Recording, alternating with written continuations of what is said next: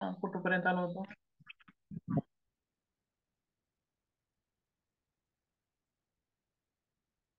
कालच्या तासात.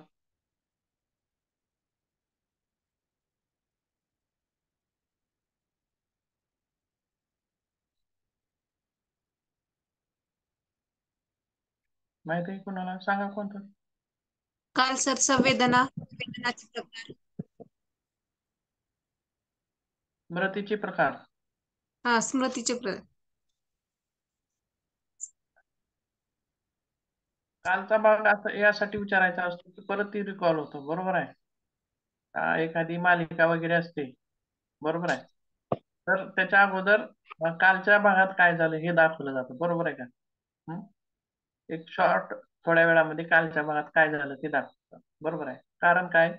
कारण काल जे नव्हते त्यांना ते कळावं. म्हणजे कालच्या भागामध्ये काय काय झालं. एवढ्या कमी छोट्याशा वेळेमध्ये कळणार नाही.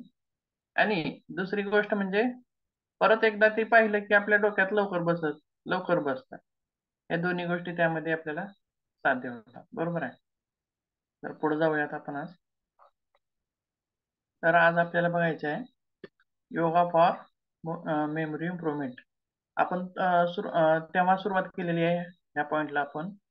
आणि त्याच्यामध्ये स्मृती संवर्धनासाठी योग असा आपण हा मुद्दा चालू केलेला होता. आणि त्याच्यातील प्रथम स्मृती म्हणजे काय या विषयावर आपली चर्चा झालेली आहे. स्मृती म्हणजे काय, स्मृतीचे प्रकार काय आहेत हे आपण पाहिलेलं आहे. बरोबर आहे. तर स्मृती पाहिली आता, तर त्याच्यासाठी काय करता येईल? स्मृती वाढवण्यासाठी विद्यार्थ्यांना स्मृतीची अत्यंत आवश्यकता असते. बरोबर आहे. त्यांची स्मृती चांगली राहणे किंवा त्यांची स्मृती वाढणे या गोष्टी विद्यार्थ्यांसाठी महत्वाच्या आहेत. बरोबर आहे. तर आता स्मृती वाढवण्यासाठी काय काय करता येईल योगामध्ये ते पाहूया. आता मेन मुद्दा आपला हा आहे.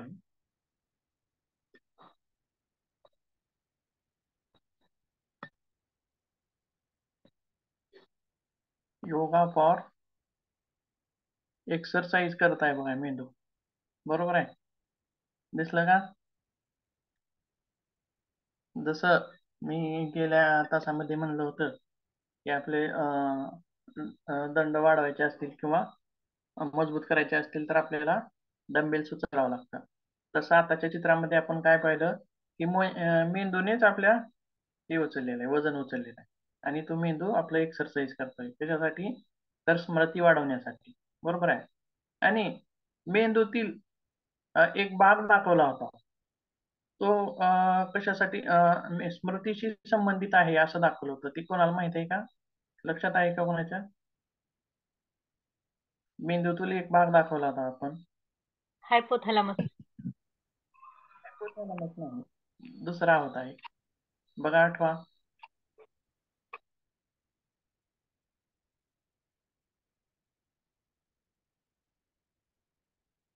आठवते का कोणाला?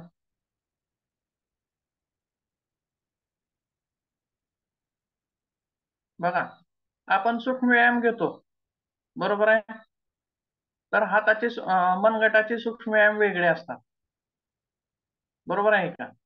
मनगटाचे सूक्ष्म व्यायाम वेगळे, त्या भागासाठी सूक्ष्म व्यायाम वेगळे. कारण मनगटाचं आरोग्य सुधारायचं असेल किंवा तिथले विकार काढून टाकायचे असतील तर ह्या भागासाठी सूक्ष्म व्यायाम हे वेगळे आहेत. आणि त्या भागावर जोर देणारे, बरोबर आहे, तेच आपण सूक्ष्म व्यायाम करतो. आणि आपल्याला मनगटावर जोर द्यायचा, मनगटाचं आरोग्य सुधारायचं आहे, तर ह्या भागाचे किंवा कोपऱ्याचे सूक्ष्म व्यायाम करून चालणार आहे का? नाही. बरोबर आहे. तसंच मानेचे सूक्ष्म व्यायाम वेगळे असतात, परत मनगटाचे वेगळे, कोपऱ्याचे वेगळे, गुडघ्यांचे वेगळे. म्हणजे वेगवेगळ्या भागासाठी वेगवेगळे व्यायाम. बरोबर आहे. तसंच मेंदूमध्येही वेगवेगळे भाग आहेत. बरोबर आहे. तसंच स्मृतीसाठी अ, अ, स- संबंधित भाग कोणता आहे? आपण पूर्वी पण काय म्हणला? हायपोकॅम्पस. हा, बरोबर आहे. अजून एकदा दाखवतो, परत लक्षात येईल. हिपोकॅम्पस. बरोबर आहे. हा भाग आहे आपल्या स्मृतीशी संबंधित असणारा हा भाग आहे. बरोबर आहे. आपण जे मेमरीचे जे प्रकार म्हणले होते, बरोबर आहे का? आणि long term long term memory म्हणजे दीर्घकालीन मेमरी, याच्यासाठी सुद्धा हाच भाग संबंधित आहे. तर चालतंय, बघूया. हिपोकॅम्पसला सुदृढ करणारी किंवा या भागाला निरोगी ठेवणारी किंवा या भागातील विकृती दूर करणारी आणि या भागाला मजबूत करणारी आपण योगाभ्यासामध्ये काय काय आहे ते पाहूया. त्यातील सर्वप्रथम आपण एक मुद्रा पाहूया.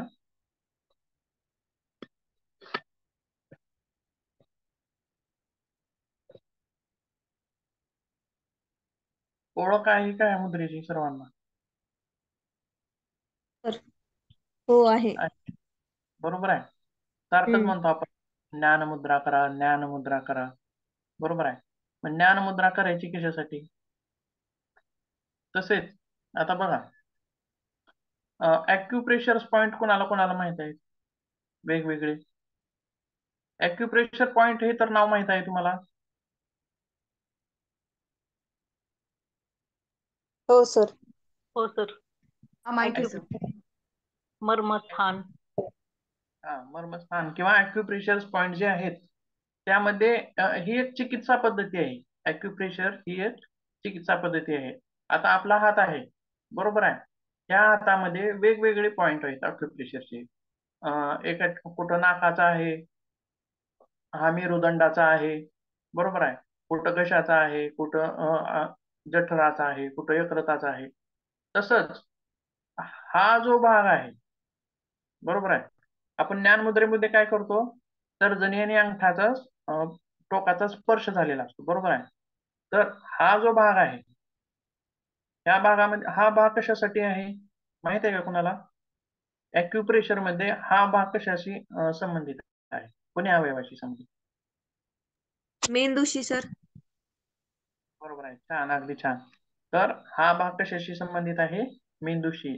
आणि वेगवेगळे जे ॲक्युप्रेशर पॉइंट आहेत त्या त्या भागामधले त्या त्या ॲक्युप्रेशरचे पॉइंट दाबल्यामुळे काय होतं, त्या त्या ठिकाणी, आता हा मेंदूचा आहे, बरोबर आहे, असं. तर ज्ञानमुद्रा जी आहे, आपण ज्यावेळेस ज्ञानमुद्रा करतो त्यावेळेस मेंदूचा जो ॲक्युप्रेशर पॉइंट आहे तो दबला जातो, बरोबर आहे. आणि त्यामुळं मेंदूला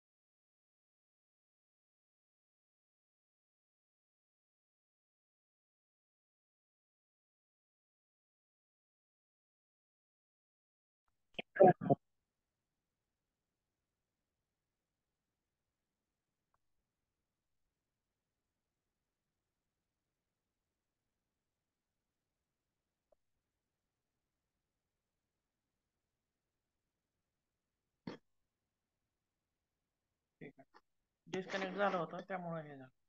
आता बघूयात पुढे.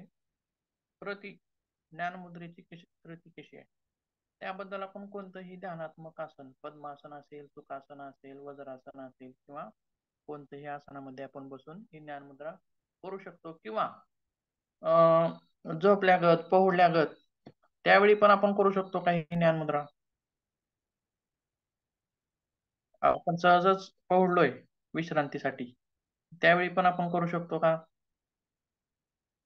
करता येईल का सांगा?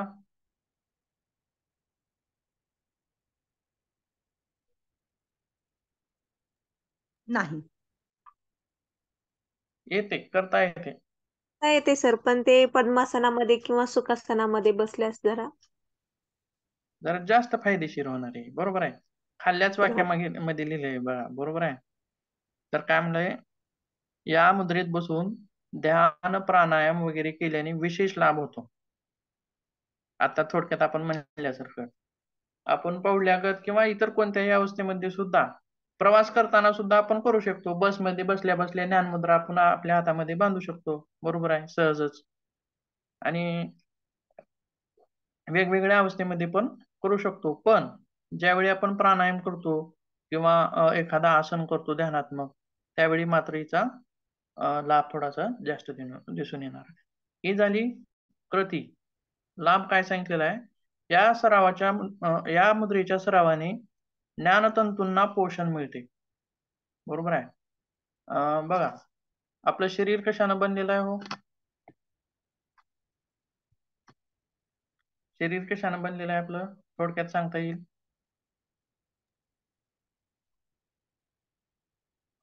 सांगेल का कोणी? पेशी, तंतू, पंचमहाभूतांनी बनलेले. पंचमहा. कशाने? पेशी काय म्हणला? पेशी तंतूपासून. हो हो, बरोबर.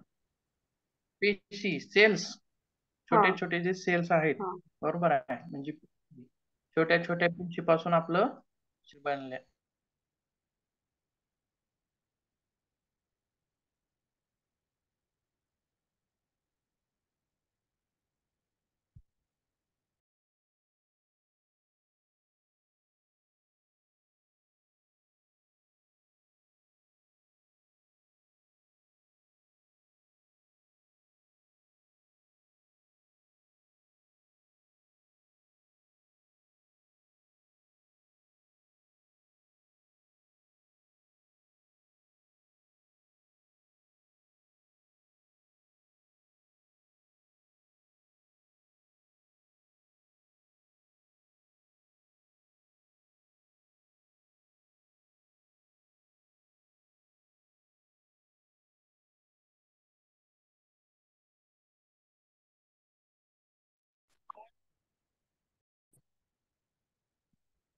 नेटवर्क प्रॉब्लेम आहे वाटतं बहुतेक थोडासा, त्यामुळे परत परत डिस्कनेक्ट होते.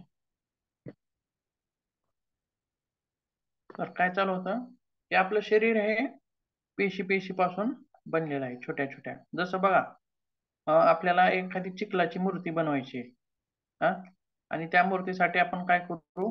मातीचे कण एकत्र करू आणि त्याचा चिखल बनवू आणि त्यानंतर ती मूर्ती करू. म्हणजे थोडक्यात ती मूर्ती कशापासून तयार झाली? मातीच्या छोट्या छोट्या छोट्या कणांपासून तयार झाली. बरोबर आहे. तसंच आपलं शरीर सुद्धा सेल्स पासून तयार झालेलं आहे. सेल्स पासून अवयव वेगवेगळे तयार झालेले आहेत. तसंच मेंदूचा काय भाग आहे, कशापासून तयार झालेला आहे? काय म्हणलेलं मेंदूसाठी? चेतापेशी, बरोबर आहे. चेतातंतू यापासून आपल्या मेंदूची जडणघडण झालेली आहे. तर यामध्ये काय म्हणलेलं आहे बघा की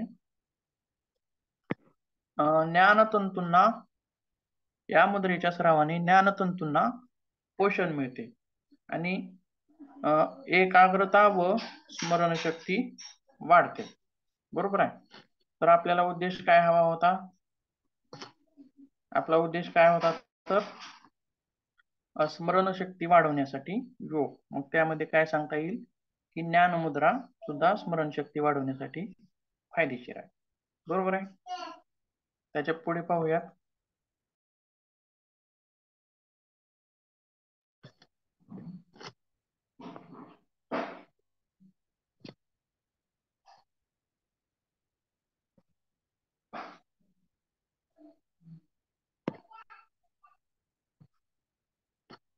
सुपर ब्रेन योगा हा एक वेगळा प्रकार आहे आणि क्रियेमध्ये हा भाग येतो.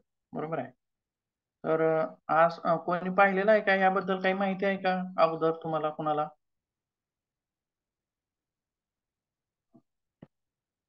ऐकण्यात म्हणा किंवा कोणाच्या?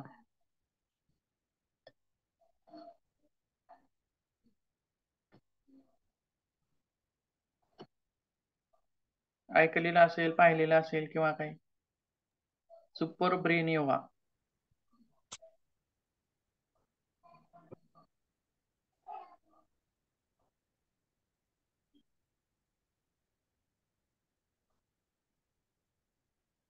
चालते, ठीक आहे. कोणी ऐकलेलं नाही वाटतं बहुतेक.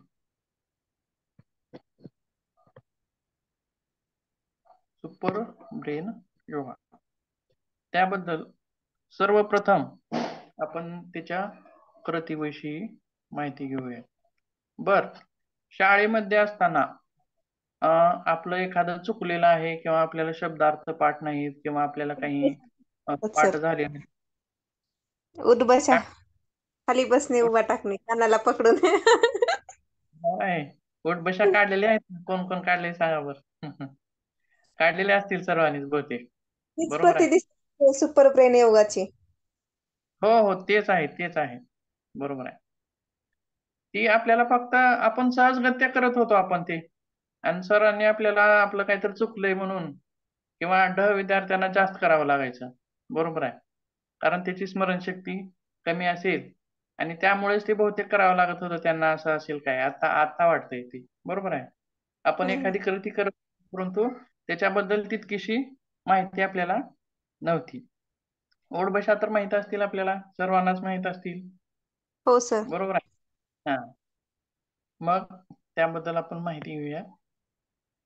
तशीच कृती आहे ही, फक्त यामध्ये काय करायचं आहे, जसं आपण कान पकडतो. बरोबर आहे. उजव्या सर्वप्रथम ताठ उभारायचं आहे. दोन्ही पायामध्ये 1-1.5 फुटाचं अंतर आणि उजव्या हाताने डावा कान आणि डाव्या हाताने उजव्या कान, म्हणजे खालचा जो भाग आहे कानाची पाळी ती पकडायची. बरोबर आहे. आणि खाली बसताना श्वास घेत बसायचा आहे आणि उठताना श्वास सोडत उठायचा. तर ही क्रिया आपल्याला किती वेळेस करायची आहे? जवळपास 21 वेळेस. 21. 21 वेळेस. पहिल्यांदा होणार नाही, कमी होईल, नंतर थोडीशी जास्त होईल. परंतु आपला विषय कोणासाठी चालू आहे? विद्यार्थ्यांसाठी.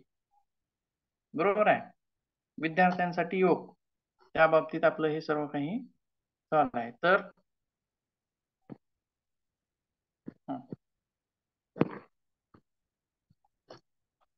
काय म्हणलेलं आहे की श्वास घेत खाली बसणे आणि श्वास सोडत वर उठावे ही कृती कमीत कमी 21 वेळा करू शकता.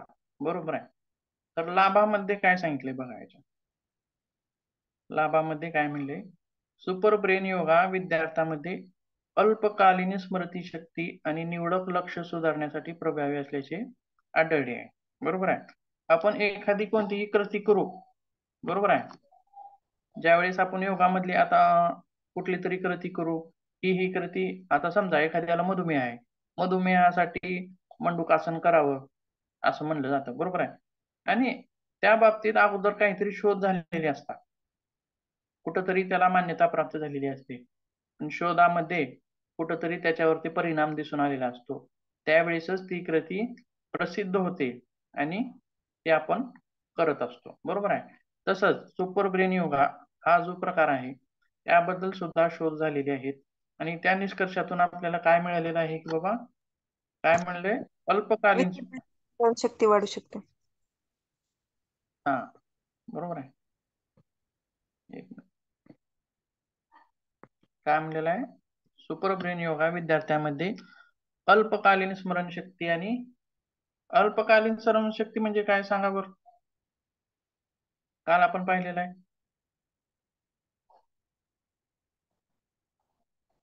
तर बघ, सांगा.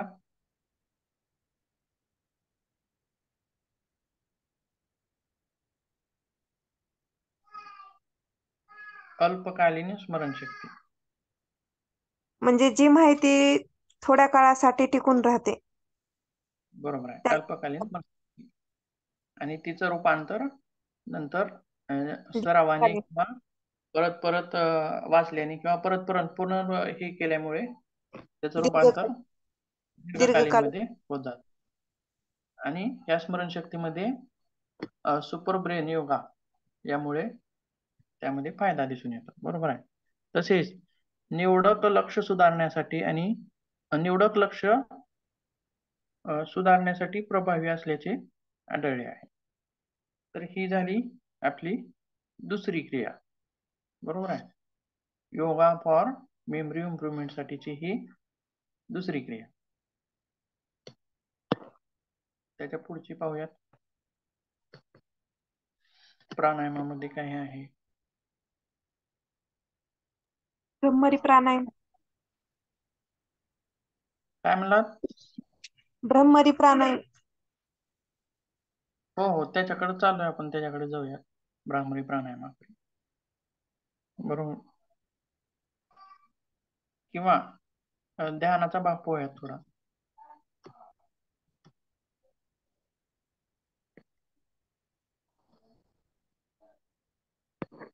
ध्यान किंवा मेडिटेशन योगामधलं कितवं अंग आहे हे?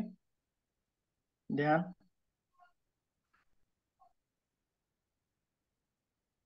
सातवं. बरोबर आहे. असावं. सहावं आहे सर, 6. सहावं आहे. बरोबर आहे, 6वंच आहे. हा, चालतंय. ध्यान, धारणा, तर समाधी. ध्यान. हो हो हो, चालतंय. तर ध्यानाबाबतीत आपण पाहूया. आता आपण सर्वप्रथम मी मेंदूमधील एक भाग दाखवला, तो हिपोकॅम्पसचा. त्याच्याशी संबंधित काय आहे? तर हार्वर्ड युनिव्हर्सिटीच्या संशोधनाच्या टीमने केलेल्या अभ्यासात हे निर्धारित करण्यात मेंदूच्या स्कॅनचा वापर केला गेला आणि त्यापुढे माइंडफुलनेस स्ट्रेस रिडक्शन नावाच्या 8 आठवड्यांच्या 1 मिनिट थोडीशी दुसऱ्या लेवलला.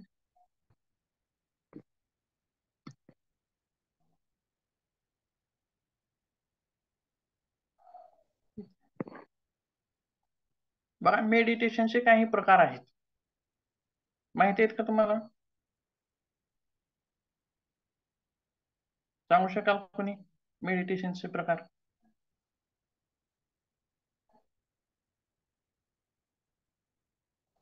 एखादा सांगा. माइंडफुलनेस मेडिटेशन याबाबत काही सांगू शकाल का कोणी?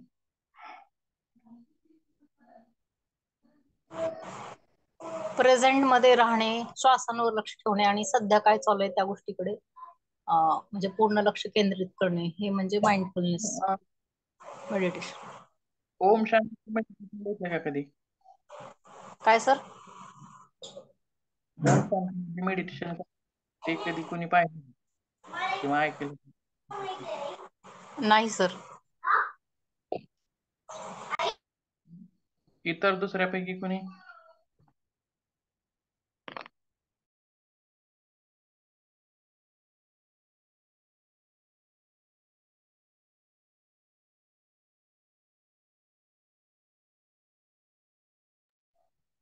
तर आपल्या आपण ज्यावेळेस ध्यानस्थ बसतो त्यावेळी वेगवेगळे संकल्प किंवा ते हे होत जातात. बरोबर आहे. मी खूप शक्तिशाली आहे, माझ्या मनामध्ये हे आहे, असं ते वेगवेगळे हे केले जातात.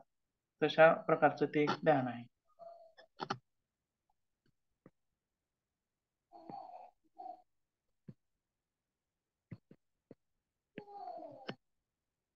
तर माइंडफुलनेस मेडिटेशन्स नावाच्या 8 आठवड्याच्या ध्यान प्रशिक्षण कार्यामुळे हिपोकॅम्पस मधील कॉर्टिकल जाडी वाढते. कॉर्टिकल्सची जाडी वाढते आणि मेंदूचा भाग जो शिकण्यावर नियंत्रण ठेवतो आणि स्मृती आणि भावना यांचे नियमन करतो. तर त्यासाठी मेडिटेशन ही महत्वाची भूमिका बजावते. बरोबर आहे. तर आपण काय म्हणलं, मेंदूत मध्ये वेगवेगळे भाग आहेत. फ्रंटल लोब आहे, टेम्पोरल लोब आहे, बरोबर आहे, हायपोथॅलॅमस आहे, त्यासोबत हिपोकॅम्पस हा नावाचा एक सुद्धा भाग आहे. तर असं दिसून आलेलं आहे की मेडिटेशनमुळे हिपो कॅम्पस नावाचा जो भाग आहे त्याची घनता वाढते. बरोबर आहे. ज्यावेळेस आपण बरेच दिवस डंबेल्स उचलू त्यावेळेस आपल्या दंडांची जाडी वाढते. बरोबर आहे. तशाच प्रकारे मेडिटेशन्स केल्यामुळं हिपो कॅम्पस नावाच्या भागाची घनता वाढते. म्हणजेच थोडक्यात काय होईल हो? तर ह्या भागाची घनता वाढणे म्हणजे काय होईल, काय म्हणता येईल त्याला?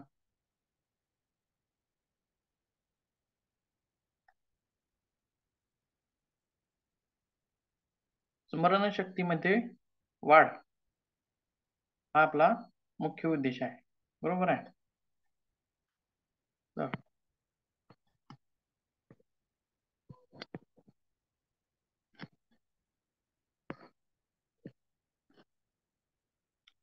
दुसऱ्या याच्यामध्ये सांगितलेलं आहे बघा की ध्यानाने कॉर्टिसॉल नावाची ट्रेस हार्मोन कमी होते आणि मन भटकत असताना ते नकारात्मक विषयावर लक्ष केंद्रित करते, ज्यामुळे तणाव निर्माण होऊ शकतो. परंतु या क्रिया घडत असतात आपल्या मनामध्ये. काय काय? ट्रेस असेल, ताण असेल, तणाव असेल किंवा विद्यार्थी असतील, विद्यार्थ्यामध्ये अभ्यासाबाबतीतचा ताण असेल किंवा तणाव असेल, तर ताणामुळे काय होतंय? ताणामुळे एक क्रिया घडून येते. कोणती क्रिया घडून येते? की ताणामुळे असं दिसून आलेलं आहे की हिपोकॅम्पस नावाचा जो भाग आहे त्याच्यामध्ये संकुचन होण्याची क्रिया दिसून येते. बरोबर आहे? कोणती क्रिया दिसून येते? संकुचन होण्याची क्रिया दिसून येते. म्हणजेच थोडक्यात असं म्हणता येईल की आपल्याला हा भागाचं संकुचन करायचं आहे का तो हा करायचा आहे? ह्या भागाचं संकुचन होणं आपल्यासाठी स्मृती वाढवण्यासाठी योग्य आहे का? तर नाही. बरोबर आहे. त्या भागाची घनता वाढली पाहिजे, इकडं आपल्याला लक्ष द्यायचं आहे. मग काय म्हणलेलं आहे की ताणामुळं, जो ताण आहे, अभ्यासाचा ताण असेल त्यामुळे असेल किंवा इतर कोणता ताण असेल विद्यार्थ्यावरती असेल, तर त्यामुळे ह्या भागाचं संकुचन होऊ नये. तर त्यामध्ये कोण मदत करणार आहे आपल्याला? मेडिटेशन, ध्यान मदत करणार आहे. तर कसं? तर ताणामुळं संकुचन होतं, परंतु मेडिटेशनमुळं काय होतं की ताण येणं कमी होतं. बरोबर आहे? मेडिटेशनचाच एक फायदा काय आहे, लाभ काय आहे? तर मनावरील ताण कमी करण्याचं काम हे मेडिटेशन करत असतं. बरोबर आहे? म्हणजे अर्थातच काय होईल की संकुचन होण्याच्या क्रियेला आपण त्या ठिकाणी रोखून ठेवू शकतो. बरोबर आहे? किंवा आपल्या मनातील ताण जितका कमी असेल तितका आपला तो भाग व्यवस्थित कार्य करेल. बरोबर आहे?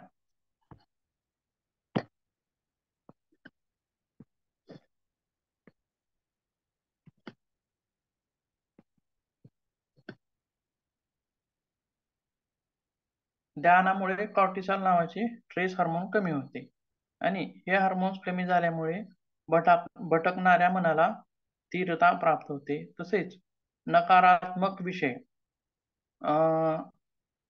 ज्यावेळी आपण शाळेमध्ये असू, एखादा तास चाललेला असेल, त्यावेळेस आपलं मन मात्र कुठंतरी वेगळीकडेच भटकत असणं.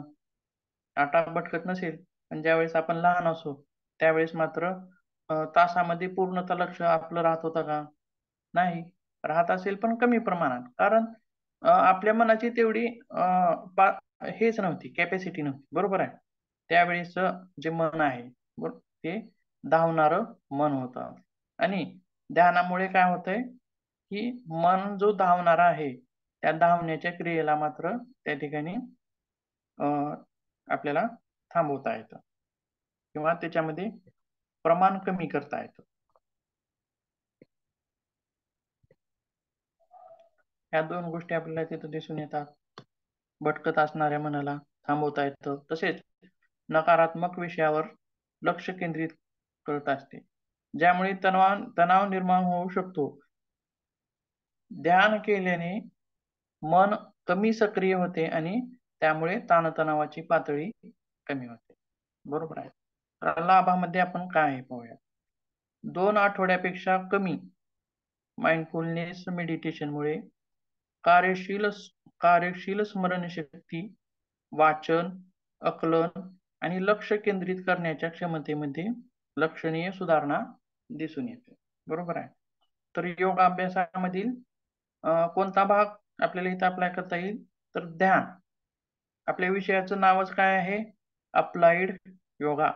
म्हणजे जीवन जगताना विद्यार्थी असतील किंवा पुढे चालून स्पोर्ट्स, खेळ आहे, खेळामध्ये योगा कसा अप्लाय करायचा आपल्याला, किंवा कारखान्यामध्ये काम करणाऱ्या व्यक्ती असतील त्यांच्यावरती योगा कसा लागू करायचा आहे.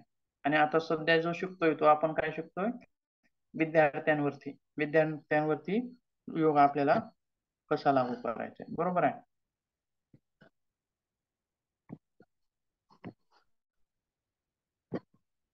तसंच लाभामध्ये काय म्हणलेलं आहे की स्मरणशक्ती तर वाढणारच आहे, त्यासोबत वाचन, आकलन म्हणजे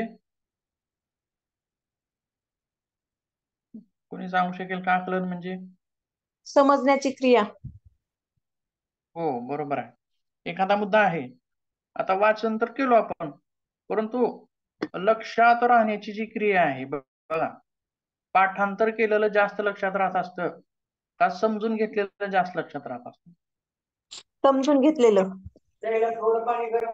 बरोबर आहे.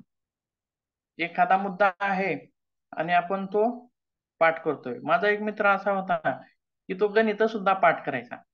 बरोबर आहे. परीक्षेमध्ये गणित सुद्धा पाठ करायचा आणि अरे मी म्हणायचं ती गणित पाठ करायची गोष्ट नाही, तर गणित ही समजून घेण्याची गोष्ट आहे. बरोबर आहे. आणि पाठ केलेल्या गोष्टीपेक्षा समजून घेतलेल्या गोष्टी लवकर लक्षात राहतात आणि दीर्घकालीन लक्षात राहतात. बरोबर आहे. समजून घेतलेली गोष्ट दीर्घकालीन लक्षात राहते, परंतु पाठ केलेली तेवढी लक्षात राहत नाही. आणि पाठ केलेल्या गोष्टीला लक्षात ठेवण्यासाठी कष्ट घ्यावे लागतात. बरोबर आहे.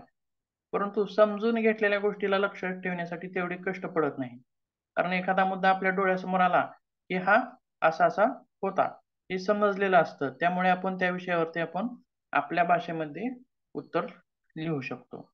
तर त्यामुळेच काय म्हणलेलं आहे की ध्यानामुळे आकलन क्षमतेमध्ये सुद्धा सुधारणा होते. आकलन क्षमता, स्मरणशक्ती, आकलन क्षमता आणि लक्ष केंद्रित करण्याच्या क्षमतेत लक्षणीय वाढ होते. बरोबर आहे. आकलन कधी होईल हो? मन भटकत असल्यास आकलन होईल का लक्ष केंद्रित असताना आकलन लवकर होईल? लक्ष केंद्रित असल्यास आकलन लवकर होईल. आकलन काय लक्ष म्हणणार? लक्ष केंद्रित असल्यानंतर आकलन लवकर होईल. लक्ष केंद्रित आकलन होण्याची अगोदर अट काय आहे? लक्ष केंद्रित असणं ही त्याची अट आहे. बरोबर आहे. लक्ष केंद्रित असेल तरच आपण आकलन ही क्रिया करू शकतो.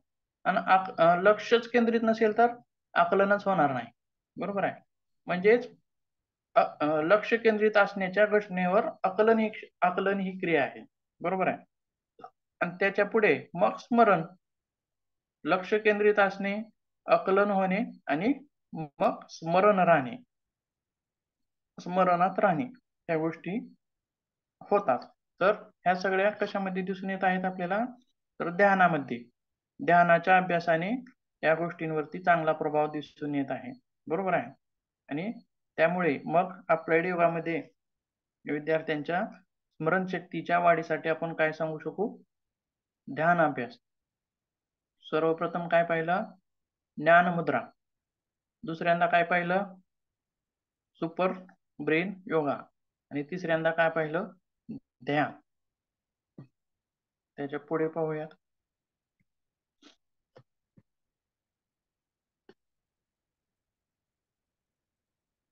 प्राणायामामध्ये बघू काय आताच आपण म्हणलेलं आहे. बरोबर आहे. प्राणायामाचे वेगवेगळे प्रकार आहेत. त्यातीलच स्मरणशक्तीच्या संदर्भात कोणता प्राणायाम? तो आहे भ्रामरी प्राणायाम. कृती काय आहे? सर्वांना कृती माहिती असेल याची भ्रामरी प्राणायामाची. आहे का सर्वांनाच? हो सर, हो. भ्रामरी प्राणायामाची सर्वांनाच कृती माहिती असेल थोडक्यात. हो सर. तरी पण मी एकदा सांगतो. कोणत्याही ध्यानात्मक आसनामध्ये बसून षण्मुखी मुद्रा बांधायची. म्हणजे काय? अंगठ्याने कानाचा जो भाग आहे तो बंद करायचा आणि अशा पद्धतीनं षण्मुखी मुद्रा बांधायची आहे. तर्जनी भोवयाच्या वरती, त्याच्या खालचं बोट डोळ्यावरती अलगद असं अशा पद्धतीने षण्मुखी मुद्रा बांधायची आहे. किंवा अशा पद्धतीनं पण आपण करू शकतो. दोन्ही तर्जनीने दोन्ही कानं बंद करायचे. हा पण पर्याय आपण त्या ठिकाणी ठेवू शकतो. बरोबर आहे. तर त्यानंतर दीर्घ श्वास घ्यायचा आहे दोन्ही नाकपुडीने आणि कुंभक करून किंवा कुंभक करण्याची गरज सुद्धा या ठिकाणी लागत नाही. आणि म चा उच्चार करायचा आहे. कसं? दीर्घ श्वास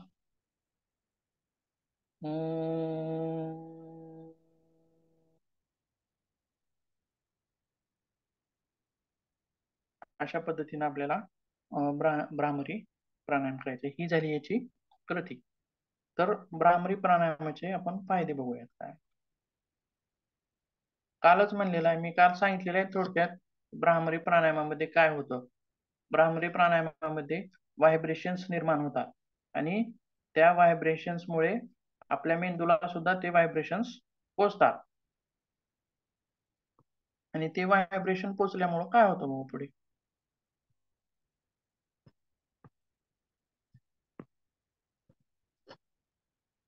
अगोदरच आपण सांगितलेलं आहे की मेंदू कशापासून बनलेला आहे, ज्ञानतंतूपासून बनलेला आहे. बरोबर आहे. शरीर कशापासून बनलेलं आहे, पेशीपासून जसं शरीर बनलेलं आहे तसं मेंदूची संरचना कशाची आहे, तर ज्ञानतंतूंची आहे.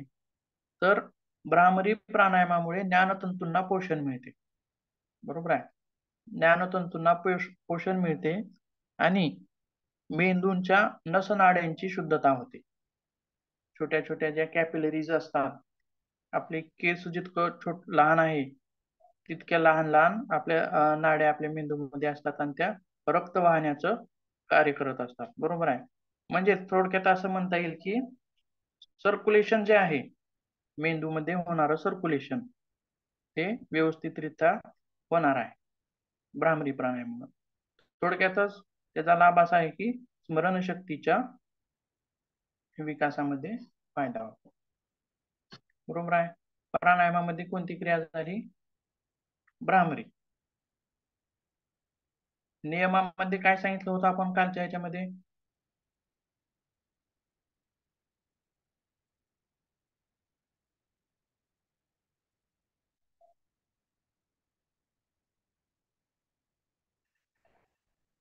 नियमामधील एक हे सांगितलं होतं आपण, लक्षात आहे का.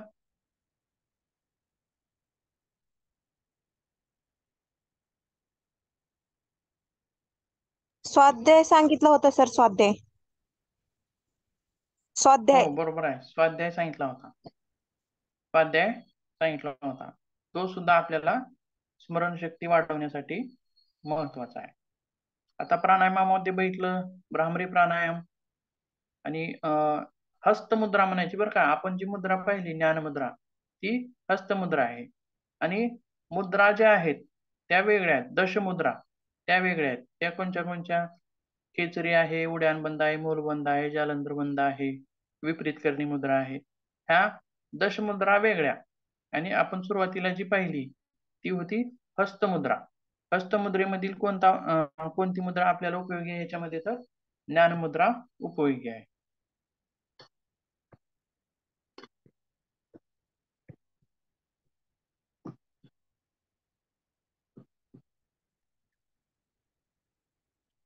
आता आसनाचा भाग बघूया.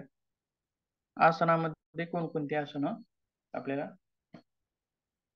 त्यामध्ये गरजेचे आहेत. शीर्षासन आहे, सर्वांगासन आहे, हलासन आहे, पादहस्तासन आहे आणि पर्वतासन आहे. 5 आसनं जरी आपण लिहिली तरी बऱ्यापैकी आपल्याला त्यामध्ये लिहिता येतं प्रश्नामध्ये. बरोबर आहे. स्मरणशक्ती वाढवण्यासाठी योगाभ्यास असा तुम्हाला प्रश्न आला तर त्यामध्ये आपण काय काय लिहू शकाल.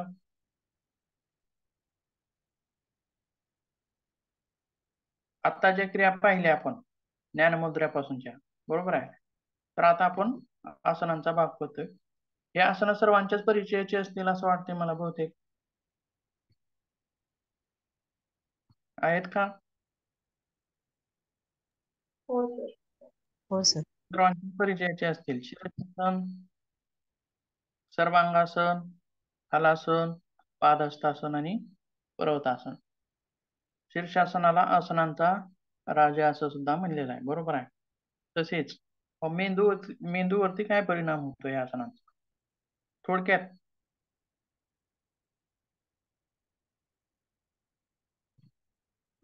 शरीरातील रक्तप्रवाह जो आहे जास्तीत जास्त आपलं बघा हृदय या भागामध्ये असतं आणि बाकीचा खालचा भाग खालच्या बाजूला भाग जास्त असतो. इथून याला मात्र खालचं सगळं रक्त ओढून घ्यावं लागतं. जास्त ताण येत असतो, प्रेशर हृदयाला. शीर्षासनामध्ये किंवा सर्वांगासनामध्ये असं सुद्धा एक म्हणलेलं आहे बघा, की हृदयाला विश्रांती मिळते. असं का म्हणलेलं असेल?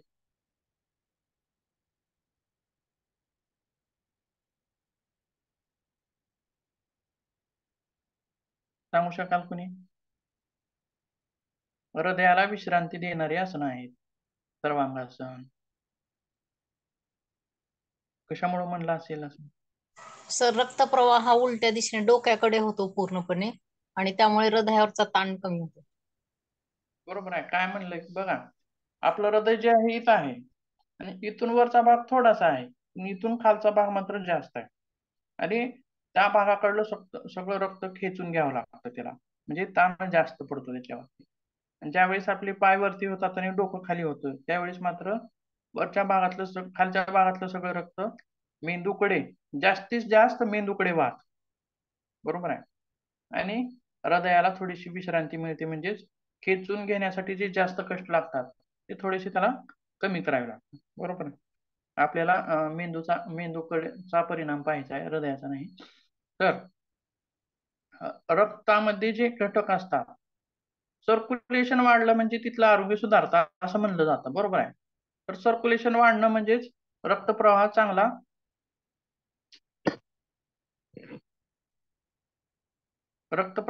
होणे. म्हणजे काय? रक्तप्रवाह चांगला झाला म्हणजे तिथलं आरोग्य सुधारतं. म्हणजे काय होत असेल नेमकं?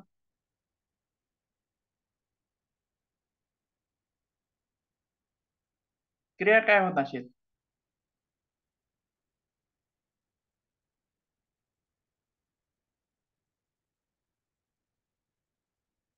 माहित आहे? ऑक्सिजनचा जास्तीत जास्त पुरवठा होतो. त्या भागातील स्नायूंची कार्यक्षमता वाढते. म्हणजे त्या भागामध्ये ऑक्सिजन जास्त प्रमाणामध्ये मिळतं. बर, ठीक आहे, बरोबर आहे, हे पण चांगलं आहे, योग्य आहे.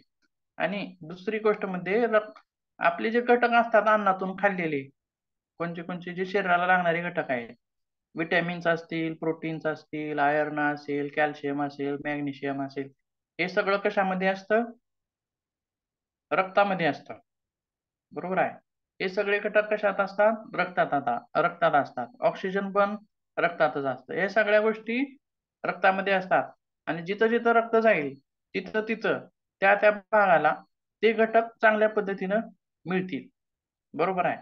तसंच त्या भागामध्ये रक्त पुरवठा जास्त होणे किंवा रक्तप्रवाह चांगला होणे, म्हणजेच जास्त होणे सुद्धा असं म्हणू शकत नाही आपण.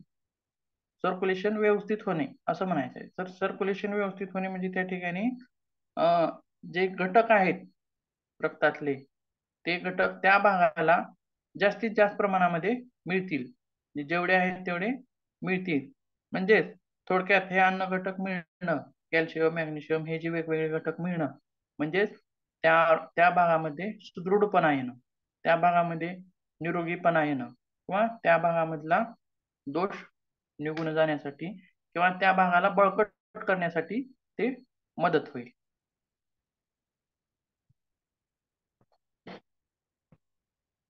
हा झाला आसनांचा भाग.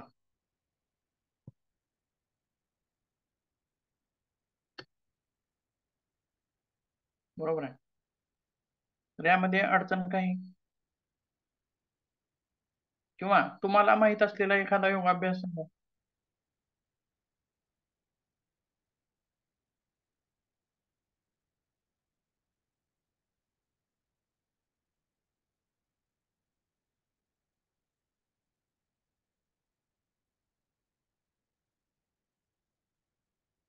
किंवा काही अडचण असेल तर अडचण सांगा,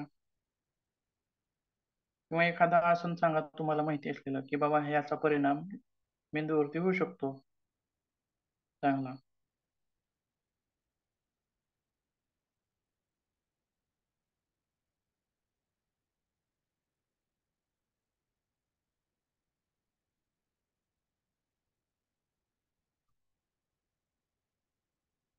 ठीक आहे. प्रश्न सांगतो की स्मरणशक्ती वाढवण्यासाठी योगाभ्यास लिहा. असा ज्यावेळेस प्रश्न येईल, 10-10 मार्काचे प्रश्न असतील, त्यामध्ये मात्र या या क्रिया किंवा या कृती आपल्याला त्याच्यामध्ये द्यायचे. ज्ञानमुद्रा असेल किंवा ही आसनं, 5 आसनं त्यामध्ये आपण लिहू शकतो आणि आपलं उत्तर सविस्तरपणे जास्तीत जास्त मोठ्या स्वरूपामध्ये पण लिहिता येतं. ध्यान असेल, ध्यानामध्ये बरंच काही लिहिता येतं. ध्यान आहे, सुपर ब्रेनचा आहे, तो भाग आहे आणि आसनांचा भाग.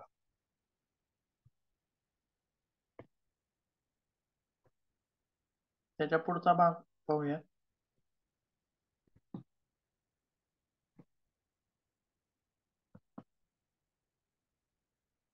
पुढचा पॉइंट आहे 4था. योगा प्रॅक्टिस फॉर कॉन्सन्ट्रेशन म्हणजे एकाग्रतेसाठी योग. बरोबर आहे. आता कशासाठी पाहिला होता आपण? स्मरणशक्तीसाठी योग. आणि आता पुढचा भाग काय आहे? एकाग्रतेसाठी योग. या दोन्हीमध्ये काय फरक सांगता येईल? स्मरणशक्ती आणि एकाग्रता.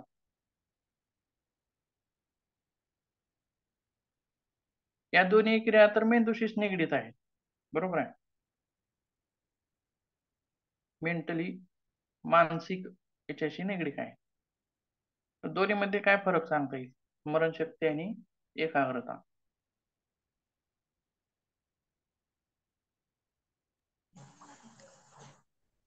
सर, अध्ययन करत असताना म्हणजे एकाग्रता लागते, एखाद्या गोष्टीवर लक्ष केंद्रित करणे, ही म्हणजे एकाग्रता. आणि स्मरणशक्ती म्हणजे त्या गोष्टी शिकल्याच्या नंतर किंवा आत्मसात बुद्धीने केल्याच्या नंतर त्या परत आठवणे किंवा म्हणजे ज्या ठिकाणी आपल्याला गरज आहे तेव्हा त्या ज्ञानाचा वापर करणे म्हणजे ती स्मरणशक्ती झाली. बरोबर आहे. स्मरणशक्ती म्हणजे आठवणे.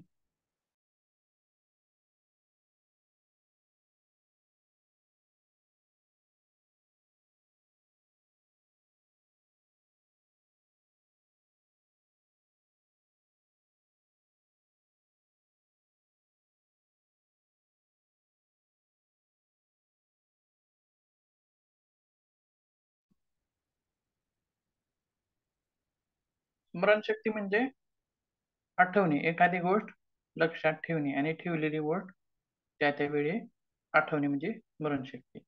आणि एकाग्रता म्हणजे चित्ताला स्थिर करणे.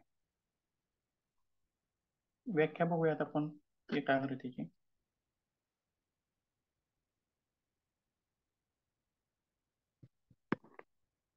एकाग्रता म्हणजे सुरुवातीला थोडक्यामध्ये सांगितलेलं आहे की एकाग्रता म्हणजे लक्षावर नियंत्रण.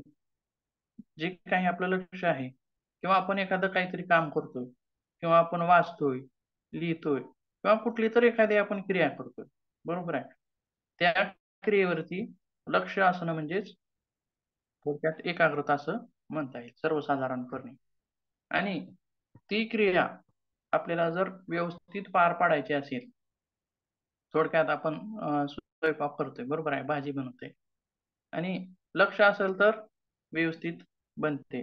आणि आपण बनवताना कोणीतरी मध्येच आलं, बोललं, काहीतरी झालं, कुठेतरी वेगळीच क्रिया झाली, म्हणजे आपण जी क्रिया करतोय त्या क्रियेवरला आपलं लक्ष निघून गेलं, म्हणजे दुर्लक्षित झालं. त्यामुळे होणारी जी क्रिया आहे, पुढे आपण जी क्रिया करतोय त्यामध्ये थोडासा विस्कळीतपणा येऊ शकतो. बरोबर आहे. आणि समोर जी आपण क्रिया करतोय ती क्रिया जर व्यवस्थित पार पाडायची असेल तर त्यासाठी लक्ष असणं हे महत्वाचं आहे. म्हणूनच म्हणलेलं आहे की एकाग्रता म्हणजे लक्षावर नियंत्रण. त्याच्या पुढे काय सांगितलंय?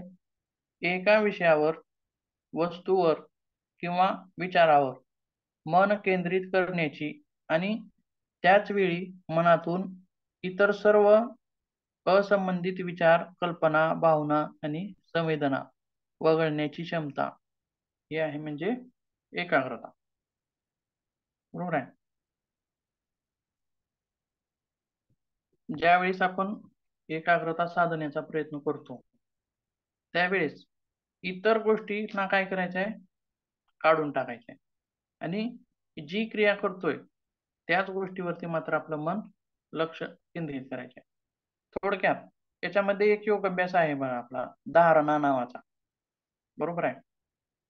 अगोदर धारणा, मग त्याच्यानंतर ध्यान, मग त्याच्यानंतर समाधी, अशा स्टेप्स आहेत. बरोबर आहे. आता काही लोक ध्यानाचे क्लासेस घेतात बघा. बरोबर आहे. मेडिटेशन क्लासेस किंवा डायरेक्ट ध्यानालाच बसवतात. पण डायरेक्ट ध्यान होईल का हो? का त्याच्या अगोदर धारणेची स्टेप आपल्याला करावी लागेल?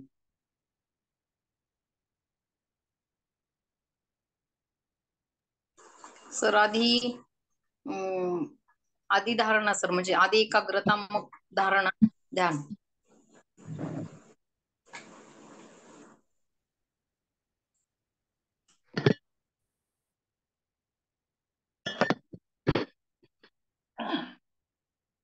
ठीक आहे. धारणा म्हणजे बघूयात आपण सुरुवातीला काय आहे. ज्यावेळेस आपण ध्यानाला बसू किंवा कोणीतरी जप करत असेल, तुमच्यापैकी कोण करतंय का जप वगैरे? माळ वडत असतो, माळावरती जप असते, एक एक मंत्र म्हणायचा असतो. बरोबर आहे. ज्यावेळेस आपण जप करत असतो त्यावेळेस मंत्र तर चालूच असतो, माळ पण चालूच असते, पण मन मात्र इतरत्र धावत असते. बरोबर आहे.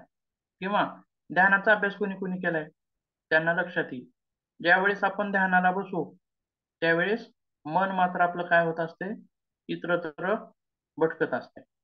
बरोबर आहे. मग धारणा म्हणजे काय? थोडक्यात काय म्हणता येईल धारणेला? ध्यानाला आपण बसलो, आपल्या मनामध्ये विचार आला, पण आपण काय करतो, तो विचार धुडकावून लावतो. परत आपलं मन स्थिर होतं, परत विचार येतात, परत तो विचार धडकावून लावतो, परत मन स्थिर होतं, परत विचार येतात, परत मन स्थिर होतं. अशी क्रिया हे धारणेमध्ये होत असते. बरोबर आहे. मग ही क्रिया परत परत परत परत घडत असते. पहिले काही दिवस घडत असते. मग अशी एक वेळ यायला लागते की आपलं मन थोडस स्थिर व्हायला लागतं. 1 मिनिटासाठी, 2 मिनिटासाठी, 3 मिनिटासाठी, 4 मिनिटासाठी, असं थोडं थोडं. सुरुवातीला 5-6 सेकंद जरी स्थिर झालं. ध्यान कशाला म्हणता येईल बघा. आपला पहिला विचार उत्पन्न झाला आपल्या मनामध्ये, मग आपल्याला तो धुडकावून लावला, त्याच्यानंतर दुसरा आला. पहिला विचार आणि दुसरा विचार या दोन्हीच्या विचारामध्ये जो स्पेस आहे, गॅप आहे, त्याला म्हणायचं आपल्याला ध्यान. मग अशी अवस्था किती वेळ राहते आपल्या मनामध्ये सांगा बघू? निर्विचार अवस्था आपण किती वेळ टिकवू शकतो? तर हा जो प्रयत्न आहे, निर्विचार अवस्था टिकवण्याचा प्रयत्न, म्हणजे धारणा. बरोबर आहे. तर धारणेचा अभ्यास जास्त होत गेला, रोज आपण धारणेचा अभ्यास करत गेलो, तर एक वेळ अशी येते की आपलं मन थोडं थोडं थोडं थोडं स्थिर व्हायला लागतं. आणि ज्यावेळी आपलं मन 15 मिनिटं, 20 मिनिटं, अर्धा तास थांबायला लागतं, त्यावेळेस मात्र आपण ध्यानाची पायरी चढलो असं म्हणायला हरकत नाही. त्यावेळेस मात्र आपलं ध्यान व्हायला लागतं.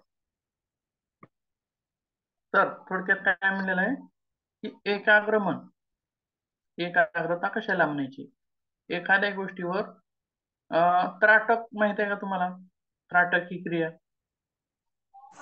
हो सर. त्राटक क्रियेमध्ये काय होतं बघा. पुढे दिवा असेल किंवा मेणबत्ती असेल किंवा ओमचं चित्र असेल, ज्यावेळेस आपण त्राटकाला बसतो त्यावेळेस सर्वच दिसतं अगोदर सुरुवातीला. आजूबाजूच्या भिंती, खालची फरशी, वरचं छत किंवा त्या दिव्याच्या आजूबाजूला काय आहे हे सगळं सुरुवातीला दिसतं. पण थोडासा वेळ गेला की त्यानंतर काय होतं की फक्त दिवा दिसायला लागतो. बरोबर आहे. आणि त्याच्या पुढे जाऊनही थोडासा वेळ गेला की फक्त दिव्याची ज्योत जी आहे ती ज्योतच दिसायला लागते. आजूबाजूचा परिसर आहे पण तो आपल्याला दिसतोय का? दिसत नाही. कारण आपलं लक्ष एका कुठं केंद्रित झालेलं आहे? फक्त त्या दिव्याच्या ज्योतीवरती केंद्रित झालेलं आहे. या गोष्टीला म्हणायचं एकाग्रता. इतर गोष्टी कुठल्याच त्यामध्ये येणार नाहीत. फक्त आपलं जे लक्ष आहे तेच आपल्या मनामध्ये राहणार किंवा आपलं मन त्याच गोष्टीवरती केंद्रित होणार आहे. त्याला म्हणायचं एकाग्रता. समजते का? हो सर. हो सर. ज्या ठिकाणी समजत नाही त्या ठिकाणी सांगत जावा. यामध्ये काही अडचण वगैरे एकाग्रता असेल किंवा स्मरणशक्तीविषयी, योगाभ्यासाविषयी, स्मरणशक्तीच्या